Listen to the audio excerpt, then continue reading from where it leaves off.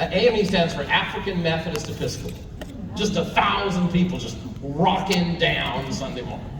Okay, and I was raised Catholic, everything was like, how's everybody doing?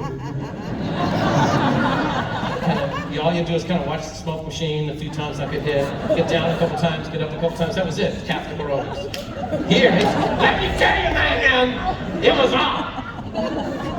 And at one stage, the pastor grabs the pulpit and he goes, well, do we have any visitors here today? And every head in the place turns. Because there's one snowflake in the back of the joint. Don't kill me. And so, 33 years to the day. 33 years to the day, you can't make this stuff up. I stood in the pulpit and gave my grandfather-in-law's eulogy. And the family's all there, and he was the glue to that whole family. So, it hit me. A bunch of folks were there from Pittsburgh, where he was from. And I said, hey, let's do a Steelers game. And so, when I do something, I go all in. So I get a box at the Steelers game. Okay? 30 people.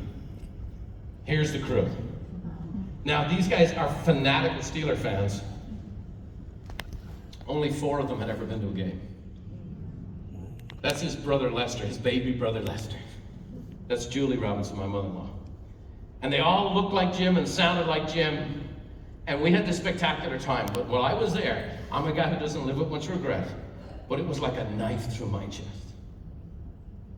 And I couldn't get it out of my head. Oh man, he would have loved this.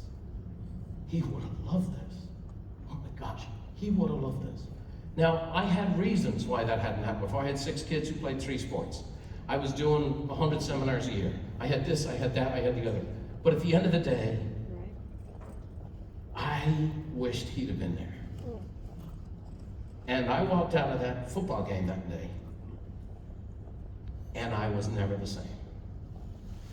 And I said, I'm never going to have that thought again in my life.